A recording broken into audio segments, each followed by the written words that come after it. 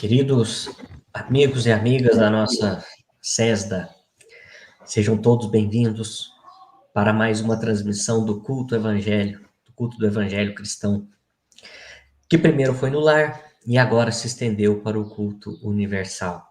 Este culto que o nosso querido professor Eurípides Barçanufo deu início no dia 11 de junho de 1904 e assim segue sendo realizado todos os dias.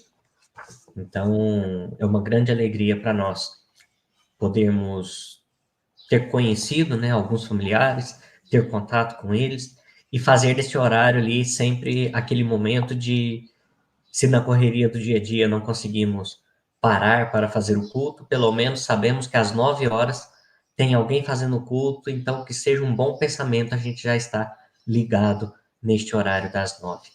Por isso, sejam todos bem-vindos mais uma vez nesta manhã de sábado, do dia 6 de janeiro deste ano de 2024. A semana, praticamente a primeira semana do mês, já se foi tão rápido quanto foi o início. Mas faz parte. Nesta manhã, tenho a alegria de estar compartilhando aqui a transmissão com o nosso companheiro André Sobreiro. Eu estava comentando com ele em off, né? Eu sempre assisti aqui na transmissão dele com o Walter, e estar aqui, para mim, particularmente, é uma grande alegria. Meu amigo, seja muito bem-vindo. Bom dia, Juninho. Bom dia a todos. Obrigado pelo convite, obrigado pelas palavras de incentivo. Pode ter certeza que fazem muito bem ao coração nesse processo que a gente precisa se fortalecer para continuar trabalhando, né, ofertando e aprendendo, primeiro de tudo, né, transformando a nós mesmos e ofertando um pouquinho que a gente já conseguiu entender. É isso aí, muito bom.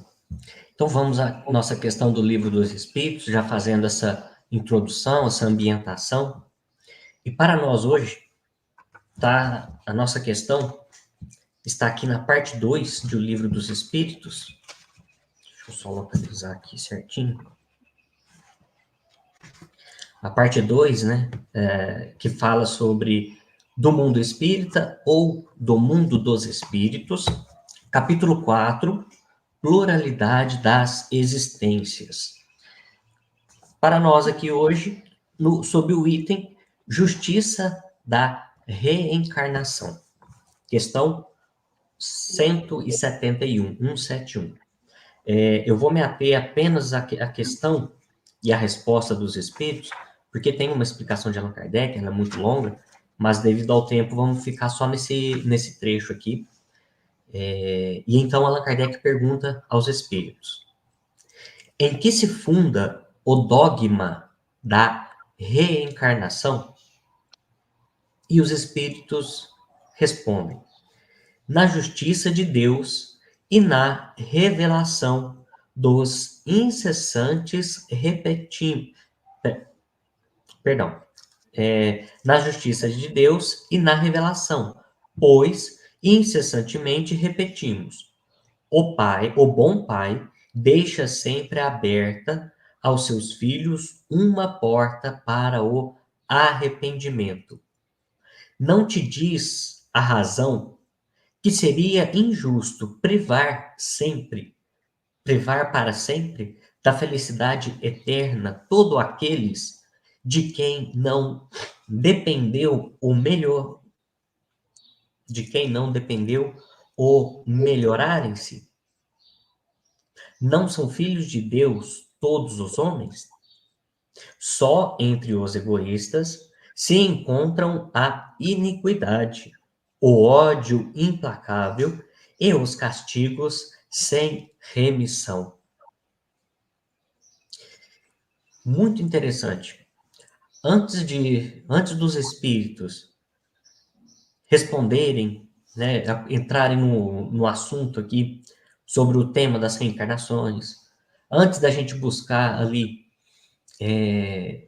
as diversas seitas, os diversos pensamentos, desde antes de Jesus, que aceitavam a reencarnação, é interessante a gente olhar a reencarnação sobre a ótica da justiça de Deus, em que quando nos nivela a todos nós somos filhos, portanto sujeitos à mesma lei. E pela resposta dos Espíritos, nessa questão de que aonde se funda o dogma da reencarnação é simplesmente na justiça de Deus, no amor de Deus para todos nós. Ou como o Emmanuel diz, como ele define, que a reencarnação é uma das formas que a providência divina tem de caridade para conosco, de nos dar uma nova chance, um novo começo. Portanto, quando a gente olha, talvez em alguns filmes ou na nossa história, aquele conceito de que vai sofrer a vida inteira, vai para o inferno, vai ficar lá sendo assado pelo diabo naquela panela, isso nada mais é do que uma ilusão, do que um pensamento que a humanidade tinha, que se a gente compreende Deus justo, jamais isso seria para sempre. Tudo se dá através do nosso pensamento, do nosso sentimento. Quando estamos dispostos a mudar ao amor, sempre essa porta estará aberta, que é o que os Espíritos mencionam aqui para nós. A justiça de Deus está ligada à justiça do amor dele para conosco. Comente um pouco para nós, André, por favor. Enquanto você estava lendo, Juninho, eu me lembrei lá do conceito, né, que nos é trazido do pecado original, né? Se o bom pai não fecha nunca para o seu filho uma porta para o arrependimento, olha como que ficaria injusto o conceito se o texto bíblico nos traz que a imperfeição nem é culpa nossa, né? Segundo a Bíblia, nós estaríamos sofrendo por erro dos outros, né? O pecado original, o erro de Adão e Eva. Então, olha que interessante, se você levar o pé da letra, você está sofrendo por culpa que não é sua e não tem nenhuma razão para se arrepender, porque arrependendo-se ou não, você não vai sair do inferno de qualquer forma. Então, a gente vai perceber que se você levar o texto bíblico ao pé da letra, você fica meio perdido, né? Mas, infelizmente, a gente também sabe que essa teologia do medo, essa coisa do não erre para não ir para o inferno, ela ainda é necessária, né? Eu gosto muito de uma analogia de Kardec no livro Céu e Inferno, quando ele fala que o materialismo, né, a crença na não existência da alma em nós, a crença de que nós somos apenas matéria, ela foi importante em determinado momento da nossa evolução para a gente valorizar a encarnação. Que espíritos mais imaturos que nós já fomos, né, Pedro? Por incrível que pareça, a gente já foi mais imaturo do que é hoje. E se não houvesse o materialismo, a gente não valorizaria a encarnação e a cada problema a gente simplesmente ia tirar a própria vida. Então, o materialismo fez com que a gente, mesmo não pelo objetivo certo, mas valorizasse a encarnação.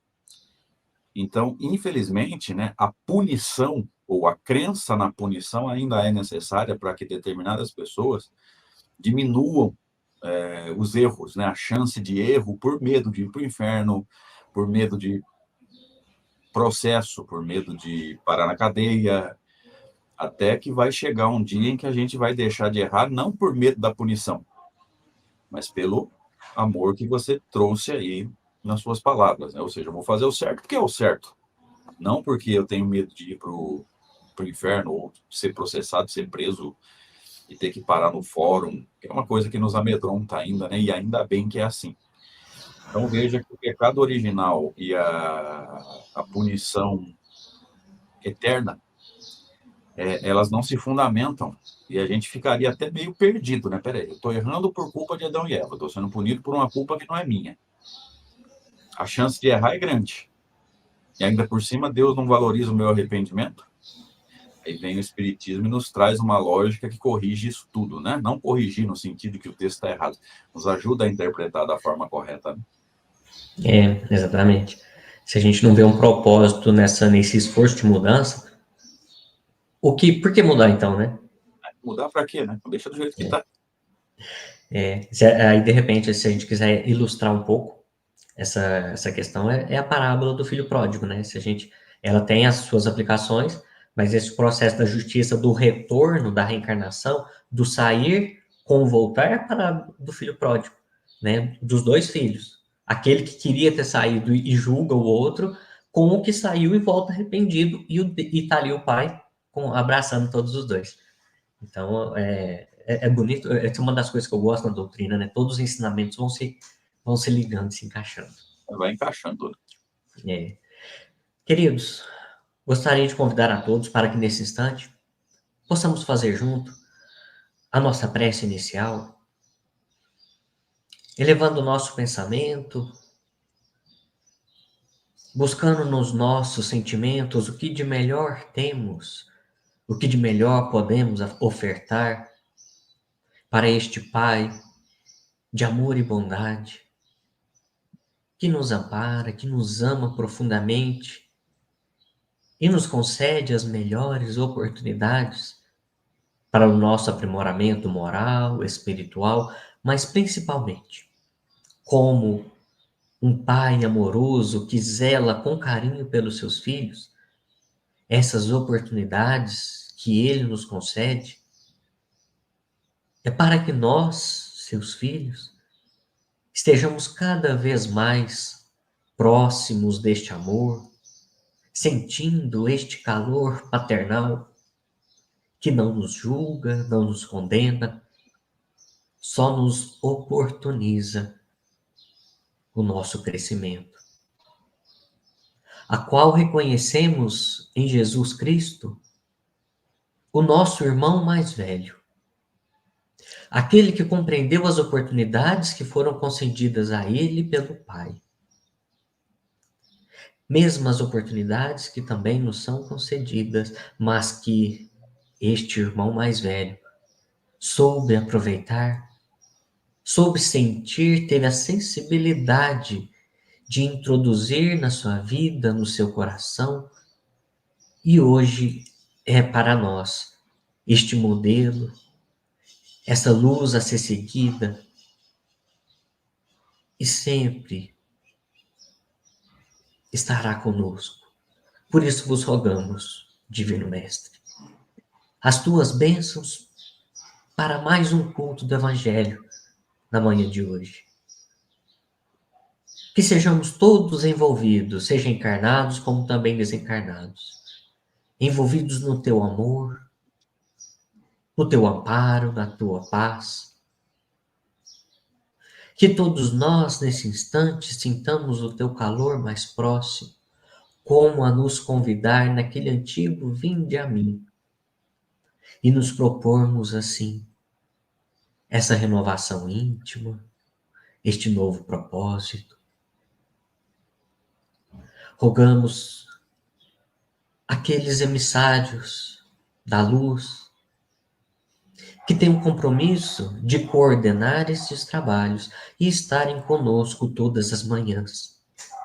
Eurípides Barçanufo, Bezerra de Menezes, Senhor Mariano, Chico Xavier e tantos outros que possam nos envolver também, nos amparando na melhor compreensão da mensagem de hoje, nos instruindo, nos conduzindo a novos passos e também inspirando o nosso amigo para que a sua mensagem, a mensagem que escolheu para hoje, possa chegar até os nossos corações como impulso renovador para cada um de nós.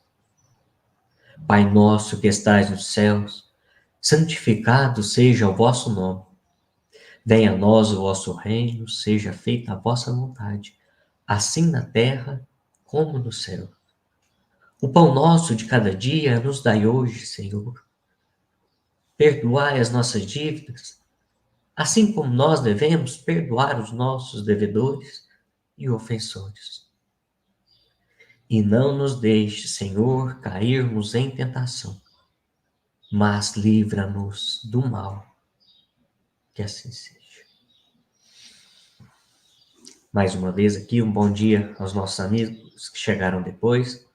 Muita paz a todos. E eu passo para você, André, a palavra, que os benfeitores espirituais, seu anjo da guarda, te ampara e te intui na mensagem que você veio trazer para nós hoje. Bom, então, bom dia a todos, né, os que chegaram depois. Que Deus nos abençoe, nos proporcione uma manhã agradável e proveitosa de reflexões, de aprendizado, principalmente para o expositor da manhã de hoje. Agradeço o convite que nos foi feito pelo Walter, já há alguns dias, para estarmos aqui com vocês nessa manhã de sábado, conversando um pouquinho. No meu caso, né, sobre a respeito do Evangelho segundo o Espiritismo, eu sou muito apegado aos textos de Allan Kardec e gosto muito de comentar a respeito da lucidez kardeciana, né, dessa maneira de Allan Kardec de, de conduzir o raciocínio, de construir, de ir nos ajudando a entender o funcionamento da vida, principalmente da vida do espírito imortal, criado simples e ignorante e fadado à perfeição. Vamos comentar um pouquinho hoje sobre o Evangelho segundo o Espiritismo, no capítulo 25, que Kardec chamou de busca, ou buscai, dependendo da tradução, e achareis, ou acharás, enfim, busca, lei do trabalho, esforço, atitude, vontade. Achareis, lei do progresso, colheita, né? No texto bíblico, no chamado Novo Testamento, e mesmo no chamado Antigo Testamento, vai ser usado o tempo todo essa metáfora, né? Essa linguagem simbólica do plantio e colheita, né? Para simbolizar o chamado princípio de causalidade. Tá? E vamos nos lembrar, gente, até tirando do contexto religioso, do contexto moral e entrando num contexto um pouco mais filosófico, mais científico, tem uma frase atribuída a Einstein. Nunca se sabe se é dele realmente ou não, mas vamos lá, né? Como a frase é boa, a gente vai se permitir citar, sem saber se o autor é realmente ele.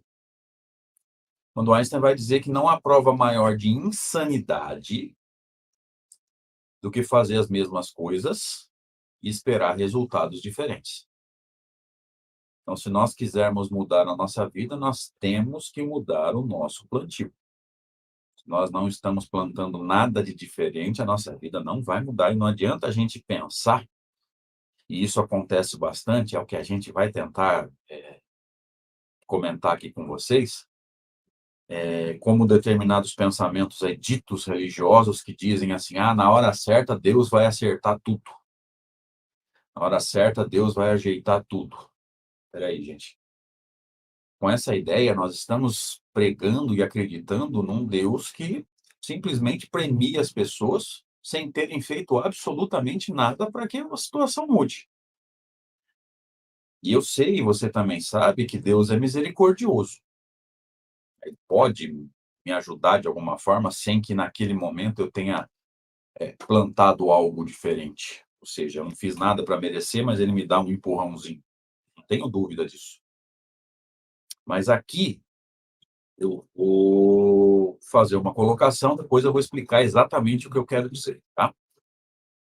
Talvez você estranhe num primeiro momento eu dizer que a misericórdia de Deus ela tem limites. Quando eu digo que a misericórdia de Deus não tem limites, eu não estou dizendo que o sentimento de misericórdia de Deus tem limites, mas a ação misericordiosa na nossa vida, ela tem que ter limites.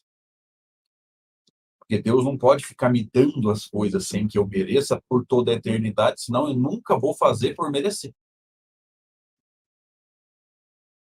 Então, em determinado momento, é necessário que, em cessando, pelo menos aparentemente, a misericórdia, a alma, o espírito, encarnado ou não, vire para si mesmo e diga, bom, está na hora de eu me mexer. E esse mexer-se seria o plantio, ou, na linguagem do texto que a gente vai dar uma olhada, o busca. Vamos ver isso. Como nós dissemos, é o capítulo 25 de O Evangelho segundo o Espiritismo, busca e achareis, a dinâmica é a mesma, né? Kardec cita os três subtítulos, né? Ajuda-te a ti mesmo que o céu te ajudará. Observai os pássaros no céu, não vos afadigueis pela posse do ouro. Esse terceiro subtítulo é extraordinário, porque ele fala assim, busca e acharás. Aí ele fala assim, não vos canseis pelo ouro. Mas peraí, por que Kardec fez esse encaixe, né? Busca e acharás, não vos canseis pelo ouro. O que ele está dizendo? Esse busca e acharás, gente, é muito mais no sentido moral. Não que quem busca o dinheiro, a riqueza física, não possa encontrar. Não é isso. Pode encontrar. Talvez encontre. Dentro da sua situação provacional, pode acontecer. Agora, o que ele está dizendo? Quando Kardec faz essa costura, né? E coloca como terceiro título, não vos afadigueis ou não vos canseis pelo ouro, pelo dinheiro, o que ele está dizendo? Não é no sentido financeiro que você deve interpretar essas palavras. Por quê? Porque talvez você conheça, como eu conheço, pessoas que trabalharam a vida inteira, mas assim, trabalharam para valer mesmo. E quando morreram, quando desencarnaram, estavam numa situação financeira muito complicada. Aí você fala, pô, trabalhou a vida inteira. Morreu numa situação financeira complicada, cadê o busca e acharás? Não é no sentido financeiro. Não que não possa acontecer. Pode. Mas não é no sentido material que se deve interpretar essas palavras. Tá? Então vamos lá. Kardec citou os três subtítulos. O primeiro, ajuda-te a ti mesmo, que o céu te ajudará. Ou seja, faz a tua parte, que a providência vai contribuir. Outros vão dizer assim, mais espiritualistas, eles vão dizer assim, faz a tua parte que o universo vai conspirar. O universo vai te ajudar, tá? Palavras diferentes, mas para o mesmo significado. E aí Kardec comenta duas, três passagens do chamado Novo Testamento, né? Dos Evangelhos. Aqui ele comentou uma só nesse subtítulo, tá? Ele vai dizer assim, pedi e se vos dará. Aqui nós precisamos tomar um pouco de cuidado. Que esse pedir, que é do verbo pedir, né? Que em linguagem culta, pedir é o imperativo do verbo pedir, né? Em linguagem moderna a gente chamaria de peça. Peça e se vos dará. Aqui a gente tem que ter um pouco de cuidado para não interpretar errado e achar que basta pedir. Tá? E aí o que acontece? A pessoa está precisando de alguma coisa, principalmente no sentido moral, vou repetir, mas pode acontecer no sentido físico, material também. A pessoa está precisando de alguma coisa, ela fica ajoelhada pedindo, mas não faz absolutamente nada para conseguir. Só que se você quiser encaixar, Kardec vai nos ajudar a entender aqui na prática o que ele já tinha explicado alguns anos atrás na teoria, no Livro dos Espíritos, quando ele fala contra a vida contemplativa. O que é a vida contemplativa? Aquela pessoa que para a vida dela para viver cultuando Deus. Ela vai para um mosteiro, e o mosteiro aqui tem dois sentidos, né? Tem o sentido da vida contemplativa e tem o sentido do isolamento da sociedade. Daria para comentar das duas formas aqui. Tá? Então, cuidado com essa história de parar tudo e viver para Deus como se você fosse, ou como se nós fôssemos sacerdotes religiosos que não têm nada para fazer, que não tem que trabalhar, que não tem que pagar suas contas. Gente, nós temos. Tá? E o sentido da religiosidade é bem outro, né? Você aprender no pensamento dito religioso, no caso da doutrina, né, científico-filosófico, e colocar em prática nas várias situações da nossa vida. Entre elas, a situação religiosa, desculpa, profissional. Então, você aprende o que fazer estudando a doutrina, seja na palestra, seja no estudo da Casa Espírita, no estudo online, seja no livro que você tem aí na sua casa, para colocar isso em prática na sua vida pessoal, no seu dia a dia. Então, veja, você não pode parar de trabalhar, você não pode parar de conviver com a sua família, você não pode parar de viver em sociedade para viver só contemplando Deus. Jesus não fez isso. Vocês estão percebendo como cada trecho dá abertura para uma série de encaixes? Ó, eu li só o primeiro pedaço do versículo. Ó. Pedi e dar-se-vos-á. Então, cuidado se você acha que é só ficar sentadinho pedindo. Não é isso que ele quis dizer. O pedir é a ação. Pedir, ou peça, né, se fosse em linguagem moderna, o imperativo do verbo pedir, e dar-se-vos-á. Batei à porta e se vos abrirá. Porquanto quem pede, recebe, e quem procura, acha. E aquele que bate à porta, abrir-se-á. Qual o homem dentre vós que dá uma pedra ao filho que pede pão? Ou, se pedir um peixe, dar-lhe-á uma serpente? Ora, se sendo maus como sois, Jesus dizendo das nossas imperfeições, sabeis dar boas coisas aos vossos filhos, não é lógico que, com mais forte razão, vosso Pai que está nos céus, Deus, muito melhor que a gente, infinitamente melhor, vos dê bens verdadeiros aos que lhes pedem? Então, ou seja, se eu e você, sendo maus, a gente não dá coisas ruins para os nossos filhos, muito mais o Deus que nós aprendemos em Espiritismo.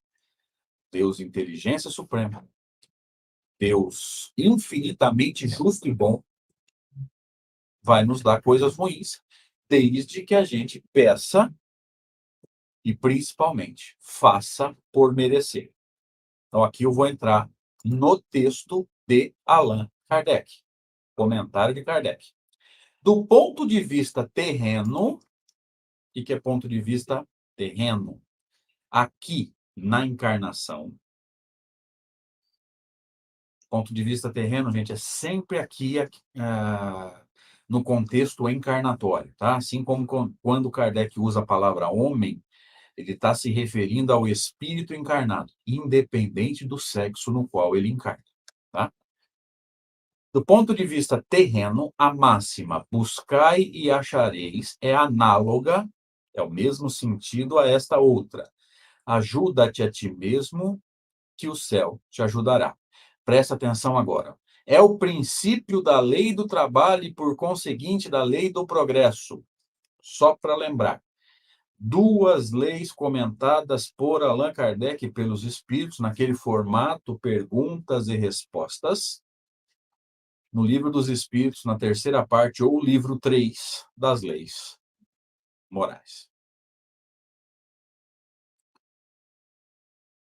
Então, Kardec ali vai comentar a lei do trabalho físico, ou seja, aquilo que não permite que o corpo atrofie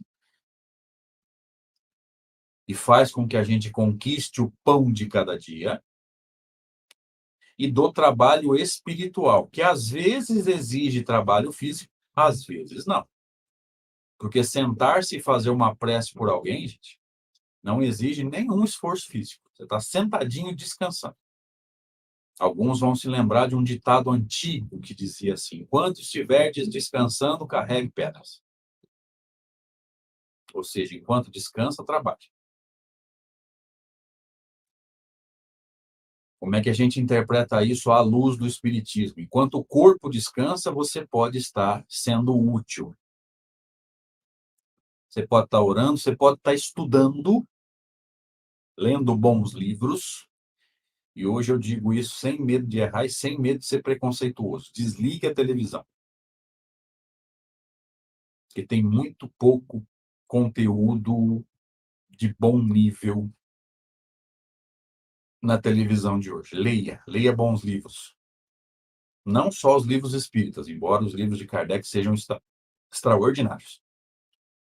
Mas existem excelentes livros para que nós possamos estar fazendo o nosso movimento de nos tornarmos pessoas mais esclarecidas. E esse talvez seja o maior trabalho que a gente possa fazer por nós mesmos. Que o Livro dos Espíritos nos fala que primeiro a gente progride intelectualmente, depois moralmente. Então, a instrução, o esclarecimento de nós mesmos é um processo necessário ao progresso. Aliás, na lei do trabalho e lei do progresso, Kardec ajuda a gente a entender o que significa o trabalho, como nós dissemos, né? O trabalho material, o trabalho no sentido espiritual do termo. E depois vai nos ajudar a entender o que é o progresso também. A gente confunde progresso material com progresso espiritual. Às vezes a pessoa enriqueceu, mas ela continua a mesma no sentido moral. Tanto que a gente confunde o termo humildade. Gente, humildade é virtude. Não tem relação direta com a pobreza no sentido financeiro. Talvez você conheça pessoas muito, muito, muito ricas, que se ele não falar que ele é rico, você não saberia. Talvez você conheça pessoas que passam dificuldades financeiras extremas, mas de uma arrogância. São situações do dia a dia.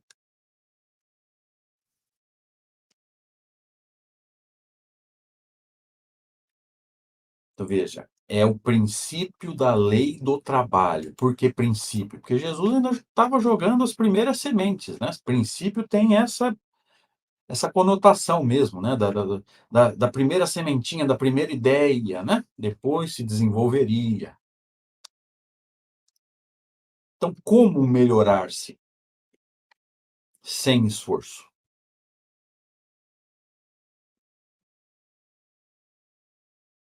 Por isso que quando alguém diz para mim, André, o fulano falou, essa palavra é atribuída a Chico Xavier, isso não pode ter saído da boca dele. Me desculpem, mas eu não consigo concordar. Não acho que o Chico tenha dito isso. Tudo que é seu dará um jeito de chegar até você. Peraí. E a lei do esforço?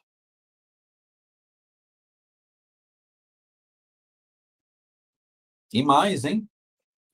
Quando as pessoas dizem que o mundo de regeneração vai chegar em 2057 ou em 2000 não sei quanto, gente, sem esforço, sem construção,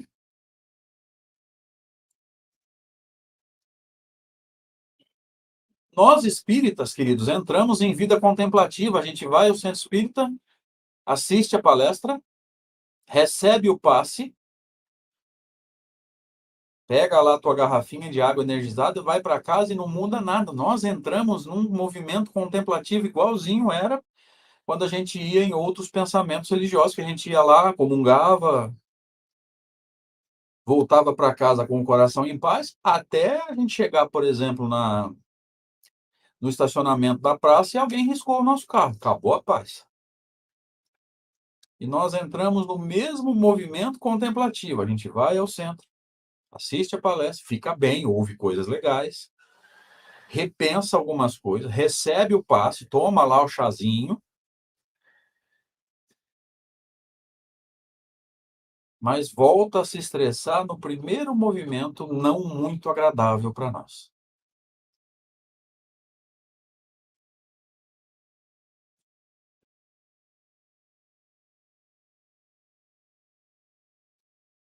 Cuidado.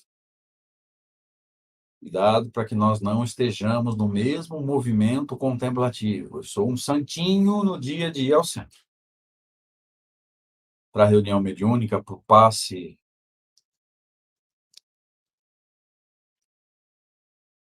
Mas sou eu mesmo em todos os outros dias.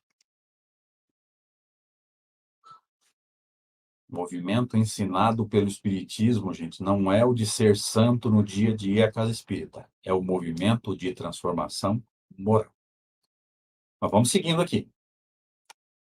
é o princípio da lei do trabalho e, por conseguinte, ou por consequência, da lei do progresso. Veja, trabalho é semeadura, progresso é colheita. Lembra da frase atribuída a Einstein? Não há prova maior de insanidade do que fazer as mesmas coisas e esperar resultados diferentes.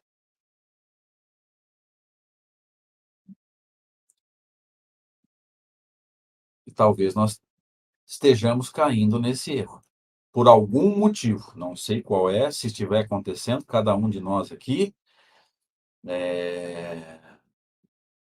vai ter que fazer o seu movimento de autoconhecimento, para saber por quê. Cada um de nós aqui pode estar deixando de fazer o que precisa ser feito para fazer o que sempre fez, não houve nenhuma mudança, não houve nenhuma. E quem não manda, e quem não planta nada diferente não pode colher nada diferente. Então, às vezes, por que eu estou batendo firmemente nisso, gente?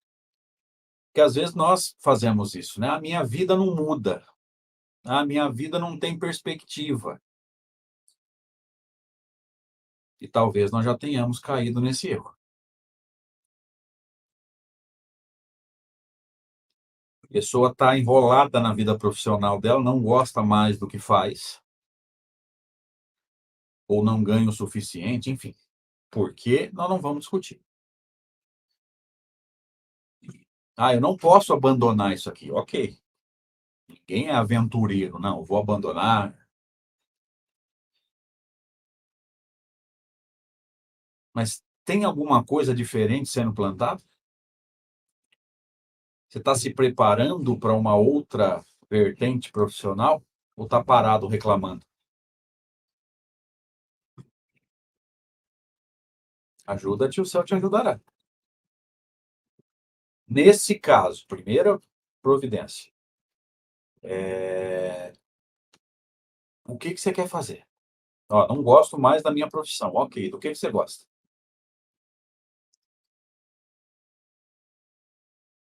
Eu acho muito engraçado essa brincadeira que eu faço, gente. Se Jesus. Aí vocês podem participar aí, se vocês quiserem, tá? No chat. Se Jesus virasse para você agora e falasse assim, ó, eu sei que você não está feliz. Você já merece. Eu vou colocar você na situação que você quer. Deixo a pergunta aí, participa quem quiser. Agora eu não vou ler de ninguém. Você já sabe o que você quer? Vamos pensar nessa situação profissional. Ó. Jesus aparecesse para você agora e dissesse assim, ó, eu sei que a tua profissão já não te deixa mais feliz, já não te deixa mais contente, já não gosta mais daquilo. Vou te colocar onde você quer. Você saberia o que pedir para ele?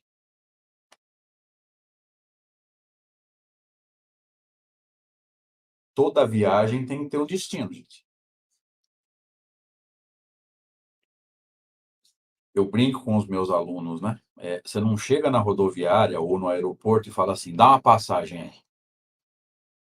Aí o atendente ou a atendente vira para você e fala assim, para onde? Você fala, não sei, imprime aí, depois eu vejo.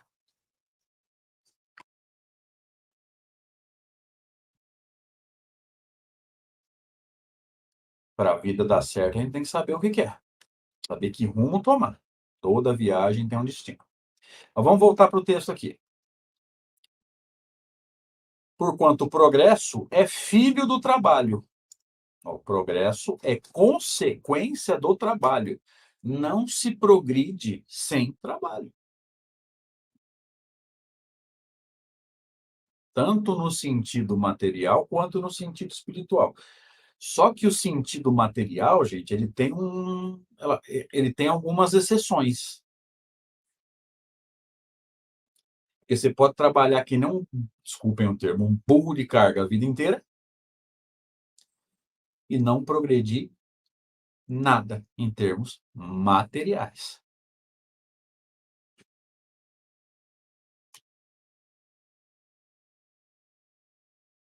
Agora, no sentido espiritual, não tem exceção. sentido espiritual, se você fizer, você vai colher. Só tem um detalhe, né? Muitas vezes a gente planta numa encarnação para colher num futuro mais longo, né? Como seres imperfeitos, a gente tem mania de querer colher rápido. Se não colher rápido, parece que não tem graça, parece que não aconteceu nada, parece que não foi aquilo que a gente queria.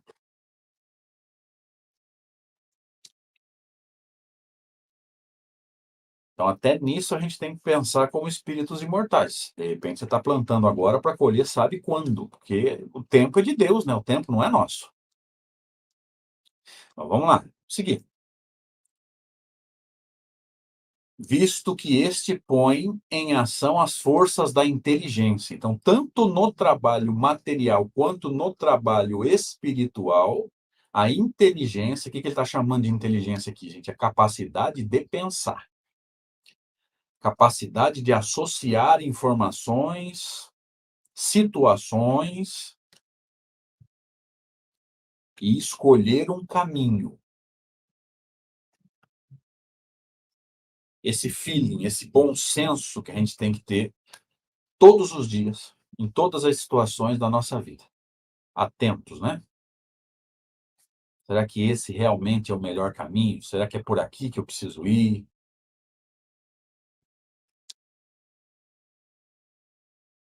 Vamos lá. Segundo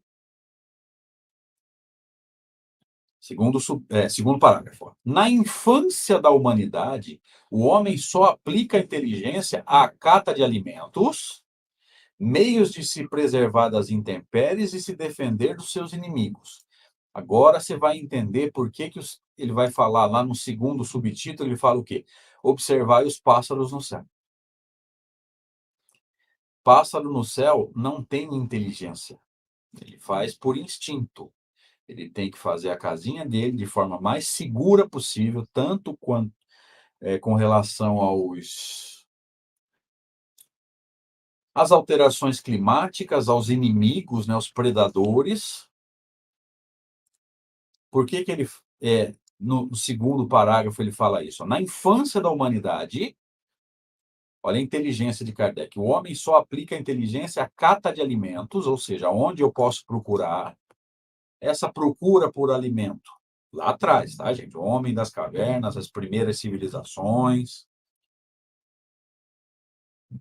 Essa procura por alimento é segura?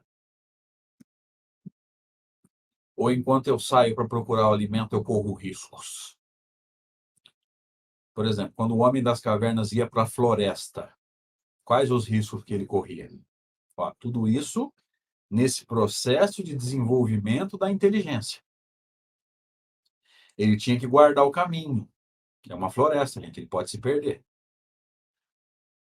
E olha que interessante, hoje a ciência já sabe que a atividade física, o exercício físico está associado à memória. Quem se exercita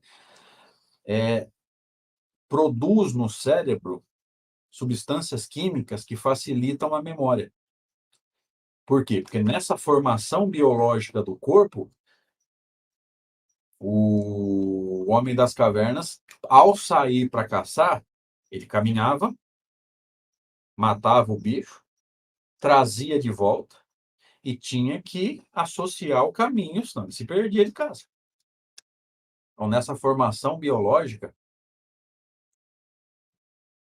o exercício físico está associado à memória.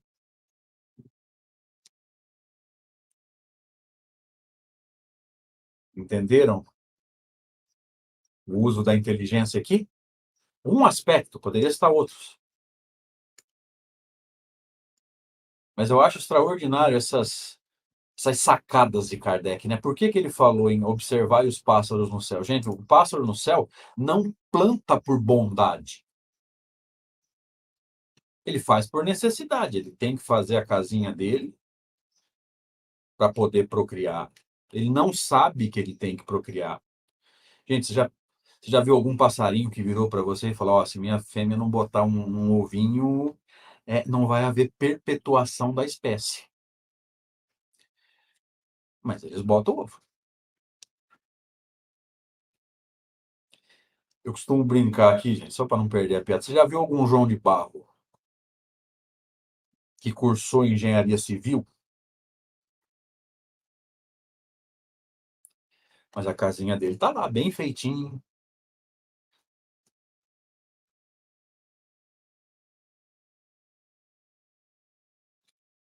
Olha que genialidade de Kardec, né?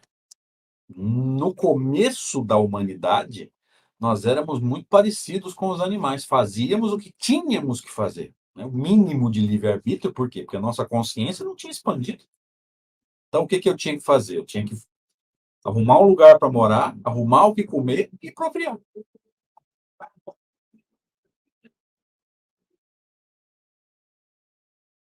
Parecidíssimo com a vida dos animais. Depois a consciência vai se expandindo, a gente vai sentindo novas necessidades, vai criando estruturas, e nessa estrutura uma outra necessidade vai expandindo, né? O progresso não dá saltos. Então vamos lá. Na infância da humanidade, o homem só aplica a inteligência à cata de alimentos, meio de se preservar das intempéries e se defender dos inimigos. Deus, porém, lhe deu, mais do que outorgou ao animal, o desejo incessante do melhor. Gente, o que que é esse desejo incessante do melhor? É uma outra lei moral. Você conhece como lei de conservação. É natural você querer sempre melhorar. O problema não está em você querer melhorar, o problema está no exagero, porque quando você exagera, falta para o outro.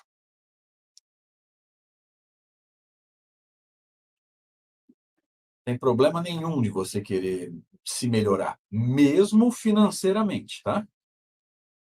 O problema é quando a pessoa é extremamente gananciosa, guarda para ela, não gera nada, o dinheiro não gira, e aí falta para o outro.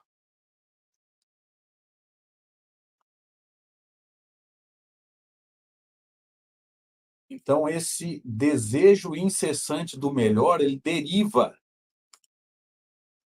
da chamada lei de conservação. É natural. Não se preocupe. Preocupe-se se você, por um acaso, estiver exagerando. Nesse processo de autoconhecimento, pense, realmente precisa?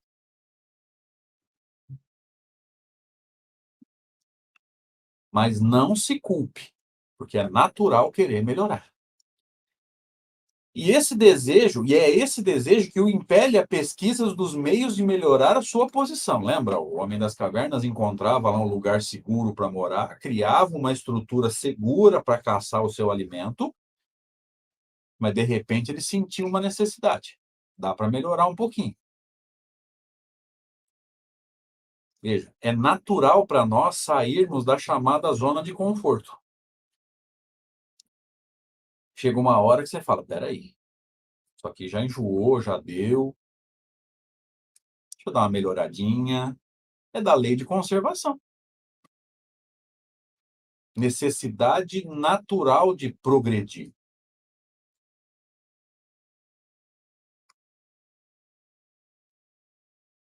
E esse desejo impele a pesquisa de meios de melhorar a sua posição, que o leva à descoberta, às invenções, ao aperfeiçoamento da ciência, porquanto é a ciência que lhe proporciona o que lhe falta.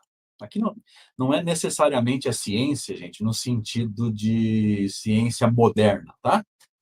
Ciência é conhecimento, é pesquisa, tentativa, lógico, quanto mais moderno, mais estudo você tem, então você aumenta a chance de acertar e diminui a chance de errar. O homem das cavernas também tentava. Tenta assim, não dá certo, tenta do outro jeito, não dá certo. Uma hora dá certo. Aí ele aprende. Na próxima tentativa já não comete os mesmos erros. Veja, em todos os níveis evolutivos de sociedade, gente, há tentativa natural de melhorar, de amadurecer. Quando é que a gente percebe que a gente amadureceu? Quando a gente usa essa busca pelo amadurecimento não só para nós. Quando eu começo a pensar, opa, agora pensando em sociedade moderna, né? Vou melhorar para mim e para o meu vizinho, vou melhorar para o quarteirão inteiro, vou melhorar para o bairro inteiro,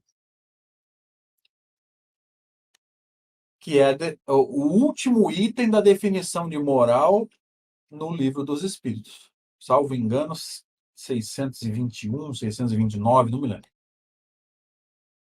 O homem procede bem quando tudo faz pelo bem de todos, porque então cumpre a lei de Deus. Mas para fechar as ideias aqui, como progredir sem plantar, sem esforçar-se? Como é que eu posso pensar em crescer se eu estou estagnado? E aqui nós poderíamos nos lembrar, gente, das pessoas que estão no processo que nós chamamos como depressão. Ela está com a energia de atitude zerada. Ela não vê saída. E é nessas horas em que a gente precisa estar pedindo a ajuda da misericórdia de Deus. Senhor, eu sei que a minha situação não é boa, eu sei que eu não estou conseguindo ver uma saída para a situação, mas me ajuda através do meu anjo guardião.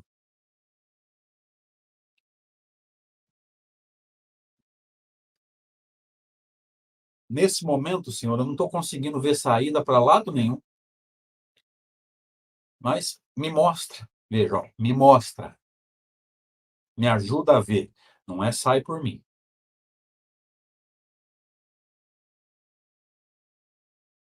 Olha como que o contexto muda, né? Olha como que a situação muda. Não é pedir para Deus fazer por nós. É pedir uma luz para sair da situação, para ver qual porta eu devo escolher.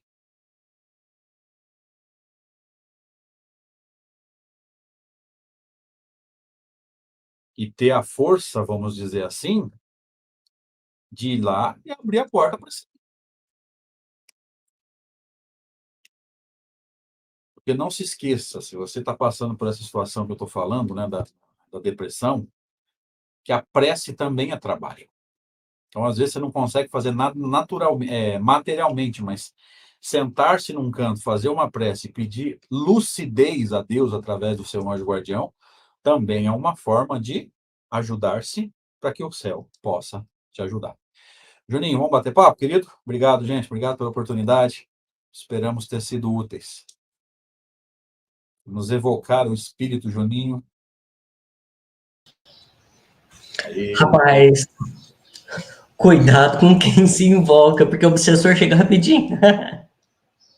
Mais fácil. Uai. Rapaz, é interessante, né? A gente começou falando sobre a questão de justiça e de reencarnação, né? Aí eu lembrei da questão de Sócrates, né? Ou até ontem, nosso companheiro Fernando, lá do Espírito Santo, ele estava aqui, estava falando sobre as reencarnações, o quanto tempo nós temos, né? De conhecimento, de orientações sobre vida após a morte. Ao longo desse tanto tempo, nessas tantas reencarnações, eu estava daqui te ouvindo, André, e lembrando de uma fala do Haroldo Dutra, que tem saudade da época da Inquisição, ou talvez até antes, em que não tinha conhecimento, que a gente ia lá no confessionário, eu ia lá, descarregava tudo que eu precisava falar e já saía dali perdoado. Era um sentido ali da gente olhar essa nossa busca como terceirizando tudo que nós temos que fazer. Né? Vamos abrir aqui uma associação da terceirização de problemas. E aí a gente chega lá e vai depositando os nossos problemas lá e quer que a associação resolve, a gente quer olhar questões que nos afligem hoje, nada mais são do que fruto, do que sementes plantadas ontem, né? E quando a gente chega numa situação dessa, aí a gente quer que, igual você falou, vou pedir a Deus e tudo que eu pedir com fervor vai ser realizado. Ok, eu pedi com muito fervor para ganhar na Mega da Virada. Tô do mesmo jeito. Esse é o pedido que no final do ano mais se faz, né? Agora, imagina se Deus concede a todos esse pedido. Já viu aquele filme Todo Poderoso, do Jim Carrey? que ele pega os poderes. Ele chega um ponto que ele simplesmente, na função de Deus, ele dá sim para todo mundo, né? E aí todo mundo ganha na Mega Sena, ou na loteria. Olha o caos que vira. Aquele ali é um bom filme para a gente ter essa noção, né? Exato. É Do lógico, que imperfeito, né? Vai querer entender o que é Deus num filme do Jim Carrey. isso, Mas dá para ter uma noção, né, do que seria Deus concedendo tudo que todo mundo pede, dá para ter uma noção. claro. E mostra também, é uma fala muito bonita do Morgan Freeman, que faz o papel de Deus, e o Jim Carrey lá, ele fica à espera de um milagre. Ele quer que Deus faça um milagre para ele. Aí o Morgan Freeman coloca lá que o milagre é uma mãe com 5 filhos que tem que acordar cedo todos os dias para trabalhar e ter o pão na mesa para alimentar os 5 filhos. Isso é o milagre. Esse é o batei que o céu vai te ajudar. Né? Esses detalhes. E você comentou um ponto que eu até então não tinha tentado. Né? Essa misericórdia de Deus tem limite para conosco. A gente Tem? vê. Eu estava refletindo aqui. Eu falei, nossa, eu já tinha parado para pensar, mas no sentido ali de que quando uma criança pede muita coisa, o pai não atende, não dá aquele, sei lá, aquele brinquedo, não atende aquele pedido da criança de imediato, porque ali, de repente, é a oportunidade de uma corrigenda. Só que trazendo pela ótica do seu pensamento é muito mais profundo, né? Essa questão que a providência não nos dá tudo. Voltando na reencarnação, a gente pede para reencarnar, porque nós precisamos progredir, faz parte. Mas eu peço para reencarnar, por exemplo, hoje, vamos pegar lá aqueles países de primeiro mundo, onde que tudo é equilibrado, tudo é bom, mas se eu não trago a moral no meu ser, eu vou chegar lá e não vou conviver, não vou viver lá. Então, Deus até dá a misericórdia da reencarnação, mas não do jeitinho que eu quero, não no tempo, no momento ali em que eu quero, né? As circunstâncias têm que ser bem adaptadas à situação evolutiva da alma, né? Você quer ver um exemplo bobo, bem bobo?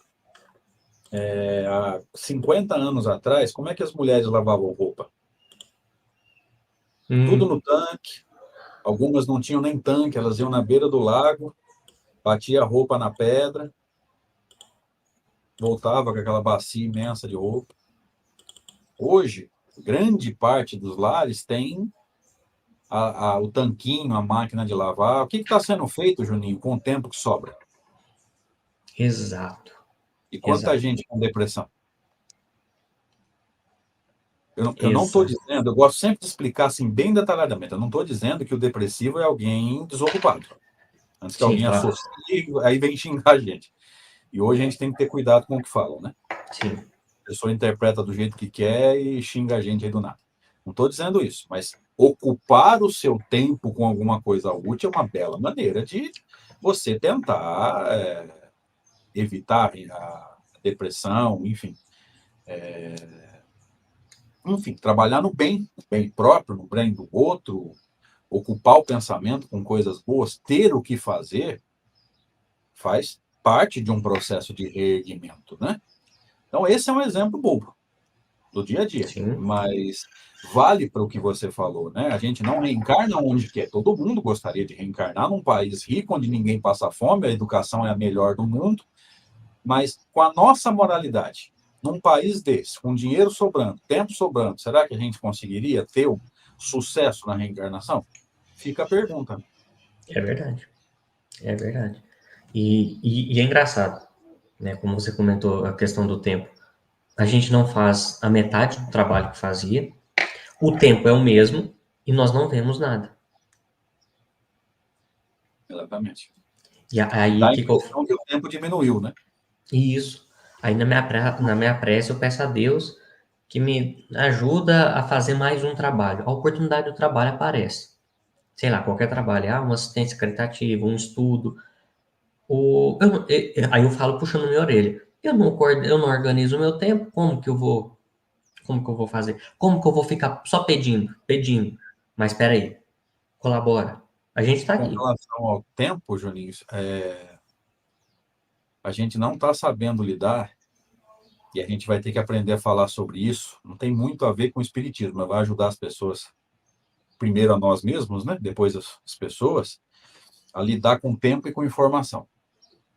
Sim. É muita informação. Antigamente era só televisão, agora é televisão, rádio, internet,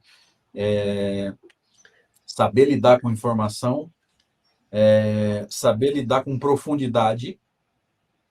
As pessoas estão lendo metade do texto, estão achando que são especialistas no assunto, Sim. sai dando tiro para todo lado, quando na verdade aquilo que eu li meio texto e acho que sei, tem um pesquisador na universidade estudando aquilo profundamente há 30, 40 anos. Espera aí, quem sou eu para discutir com esse cara? Então a gente tem que ter Uhum. essa noção de hierarquia. Tem um especialista. Então aqui eu sei que eu sou especialista. Não, aqui eu tenho um conhecimento básico. E é muita informação chegando e a gente não está sabendo lidar. Eu Sim. tenho a impressão que a gente vai ter que estudar um pouquinho disso para se localizar e ajudar as pessoas. E aí, você ilustrou, né, nessa sua fala, você ilustrou o que você comentou há pouco. O desenvolvimento da nossa moral, ela acontece após o intelecto, porque vem o primeiro raciocínio para que você tenha discernimento. E é o discernimento que está nos faltando nesse momento, Tem né? muita Quan- informação, Quantas, muito pouca separação do joio e do trigo. Isso. Crianças recém-nascidas ali, recém-nascida é modo de falar, né? Com tenra idade, já dão um show na gente aí nas mídias, e a gente vê um choque muito grande na questão de intelecto moral de pais para com os filhos. Criança vai crescendo, não enxerga moral nos pais, e, consequentemente, não há o respeito mútuo, né? Os pais são despreparados hoje, e eu falo isso não é por julgamento, não é por... Sim, Eu falo como professor, os pais são despreparados. O filho faz coisa errada, ele defende. A gente que é professor está errado. sim, Então, não quero ser pessimista, eu sou realista. Preparemos-nos para momentos mais difíceis do que nós estamos passando agora. com certeza, E com vai ter que certeza. estar ali. Eu me fechei na moralidade que Jesus me ensinou e a doutrina reforça. Eu falo, eu me fechei, é o que eu preciso fazer, tá? Não é que eu já tenha atingido. Gosto sempre de deixar claro. Colaboro com a minha família, crio aquele núcleo ali firme, e aí vai expandindo. Então, as pancadas vêm de fora e a gente está, até certo ponto, imune. É o que vai ter que ser feito aí, porque senão nós vamos cair junto. Exatamente.